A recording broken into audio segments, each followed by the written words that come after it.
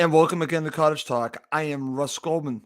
This is my post-match reaction, my 5 takeaways from Fulham's 0-0 draw against Chelsea. We had a full-time show on Friday. We had a post-match show Saturday. Now it's time for my reaction. These are the 5 takeaways I'm taking out of this match for Fulham against Chelsea. There's a lot that you can take out of this match, and I'm going to share it with you in just a few minutes. And it's going to be roughly, as anyone that has watched or listened to these shows, about 15 minutes long. But I got 5 takeaways that I think are really good. So I'm going to share them with you in just a minute. Before we do that, as always, please do subscribe on YouTube and Apple Podcasts. On Apple Podcasts, actually, if you could give us a review and a rating, that will also help us reach more Fulham supporters. We don't have that many reviews. So if you do watch us on Apple Podcasts or listen to us, please do give us a review. It will help other Fulham supporters find us. We'd really appreciate that. Okay, without further ado, let's get to my 5 takeaways. Let's start with number 5. And this is something that I think is extremely significant. The clean sheet is an indicator of how Fulham's defense has improved since returning from the World Cup break. Now, if you look at it, this is the third clean sheet in the Premier League and also one in the Cup that Fulham have now had. And I think that just shows how far they've come, where in the Premier League at the beginning of the season, they were giving up 2 goals on a fairly regular basis. Well, the defense has improved a great deal to get to the point where you're losing a match to Tottenham by a goal. You're losing a match to Newcastle United by a single goal. You're not scoring many, and that's also an issue at this moment. But if you look at the defense, it has improved tremendously. Is it cohesion? I think part of it obviously has to do with Bernd Leno being on this elite level. I think it starts there, but also with leadership from Tim Ream. I think Tim Ream, and I'll be talking about him in just a second, has a lot to do with this, along with who he has as a partner. I think his better partner is Issa Diop. So the two of them together, I think, really work well together. If you're looking at the right, Kenny Tete, I believe, had his best performance in a Fulham shirt. So his improvement playing on a regular basis when he's been injured, it really has hurt Fulham. The fact that you can now depend on Tete on the right, you have Robinson on the back. If you continue to go with Diop and Ream, I'm all for that. I think there's something to be said about that cohesion. Then, of course, you have the goalkeeper. I think this is not an accident that Fulham have had several clean sheets lately. So this is positive moving forward. This is number 5. And I think it's something that we should really look at moving forward.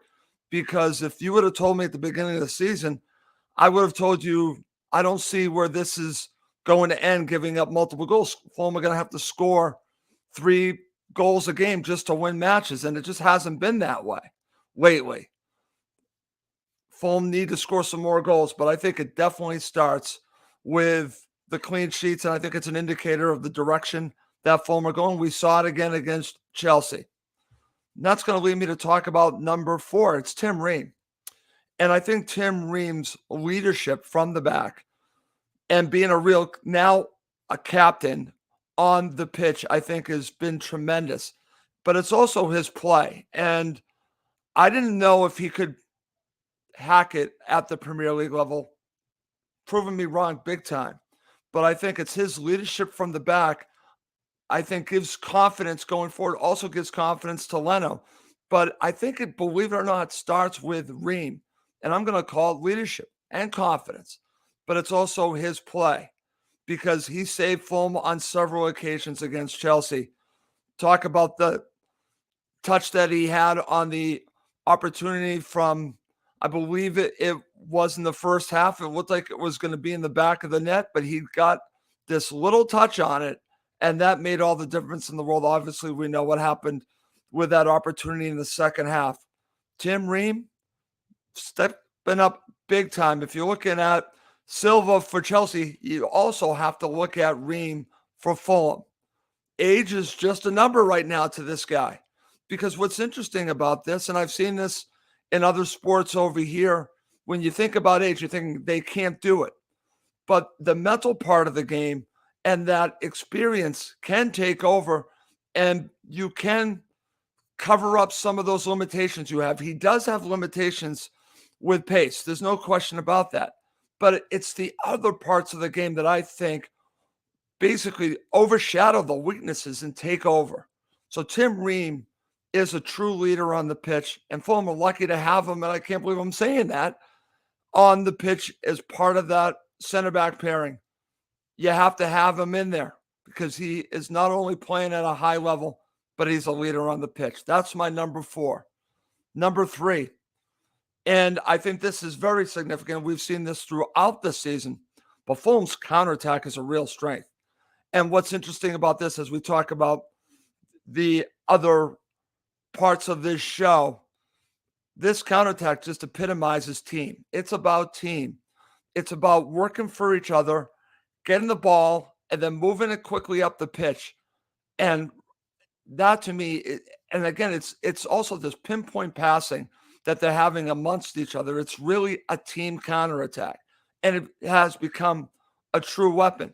In this match, when Fulham don't have the ball, when Fulham are playing against opponents that are going to have the majority of the ball, I don't feel worried because I felt that Fulham were in control at any time when they got the ball. They would quickly go on the counter. And that to me is something that we can count on from this Fulham side. Go and watch, not just in this match, but in several matches. When they counter, they are countering in huge numbers. That's a little bit different than what I'm accustomed to with Fulham only seeing one player in the box. You're now seeing several players breaking in the box. And you saw it in this match. It just didn't come off, but their counterattack is truly something special for Fulham this season. And I think it's something that I'm taking out of this match. It just enforces why I feel Fulham can contend for a European spot because they don't have to have the ball for the majority of the match to be effective because they have this counterattack. That's my number 3. Number 2, this is a big one. This goes to what I was just talking about. Coming out of this match, now we talked about this on Full Time. We also talked about this on the post-match show. Fulham played as a team while Chelsea played as individuals. And I think that speaks for itself. When you have that much talent with Chelsea on the pitch at one time, you're thinking, well, it's just a matter of time before they're going to score, before they're going to win this match. They're going to have that magic moment. Well, they never did. They had some opportunities. They absolutely did. But I'll take the team that plays better as an 11 than all that talent. Yes, all that talent might gel someday, and it very well could. But I enjoy watching 11 players play as a team. And nothing epitomizes that than what Tim Ream said after the match. And you could actually see this on the Fulham app, on the Fulham website. This is a quote from Tim Ream talking about what they are practicing. Practice what you preach. This is what Fulham do. This is from Tim Ream. Quote, defend from the front and attack from the back. And if you look at it, that sentence epitomizes team. It's working together as a team. Defend from the front. You're seeing that. You're seeing that from Mitro. You're seeing that from Pereira, from Willian. And then you're attacking from the back. When Tim Ream, when Diop have the ball, they're pushing forward. And let's just mention about Diop making forward runs, attacking from the back. They have that attitude that they can attack from the back. So and it's about team. It's about helping each other out. So this statement to me is all about team and all about what Fulham are doing this season. The reason why they are where they are, and yes, you could say maybe it's a little bit of a false position. It's about playing together as a team. That's why number 2 is so important. And it has to be a huge takeaway from this match. Okay. Coming up next to end this short show of Cottage Talk, I'm going to give you my number 1 takeaway from this match.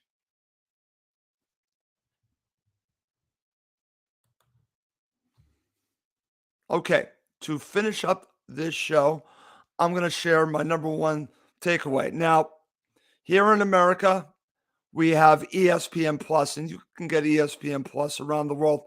And they have a daily show called ESPN FC. And you can actually see a video of this on YouTube if you go to ESPN FC. And it all talks about how shambolic Chelsea were in this match. It's a 21-minute video. And I kid you not, maybe 1 minute of the commentary of the Chelsea and Fulham match was about Fulham.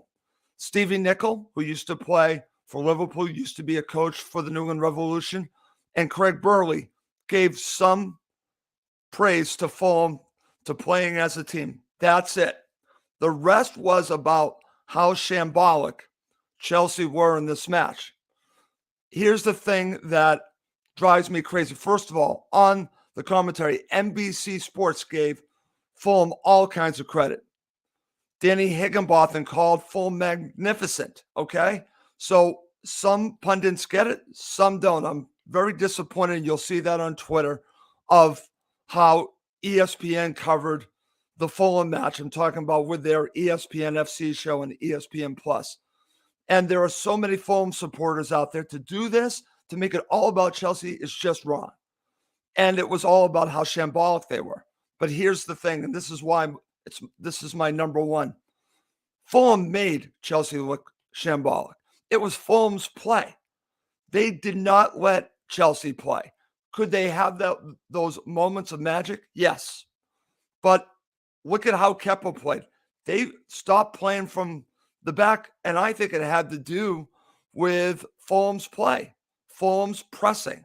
Then if you look at the other end, going back to what Tim Ream said, when Fulham had the ball from the back, they were pushing forward. They were looking to be positive, playing together as a team. They were dictating the game. I don't care about the possession numbers. It's whose game was being played. The game that was being played was Fulham's game. It was the tactics by Marco Silva, not the tactics of Graham Potter. That's why they look shambolic. Marco's tactics won over.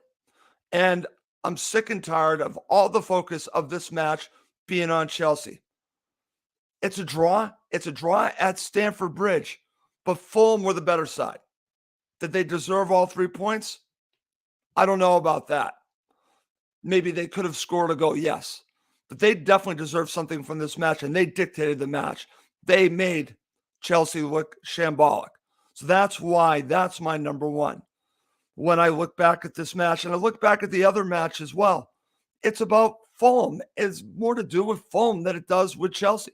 And that shows how far Fulham have come in a very short period of time under Marco Silva. And it comes back to one common denominator. Fulham play as a team, and when they play against teams that play as individuals instead of as a team, this is the way it looks. They don't get to play the way they wanted to play. They don't have free reign. Chelsea didn't have free reign because Fulham dictated the play, even though they did not have the ball. They worked harder. They made it very hard on Chelsea. They deserved what they got. And maybe, who knows, could have gotten more, but they deserved the point. Fulham made Chelsea look shambolic. And I'll just end with that. Okay. Well, that's going to do it for this quick episode of Cottage Talk. As always, please do subscribe on YouTube and Apple Podcasts. And as I said at the beginning of this quick show, if you do listen on Apple Podcasts, please give us a review. It does help. And also give us a rating.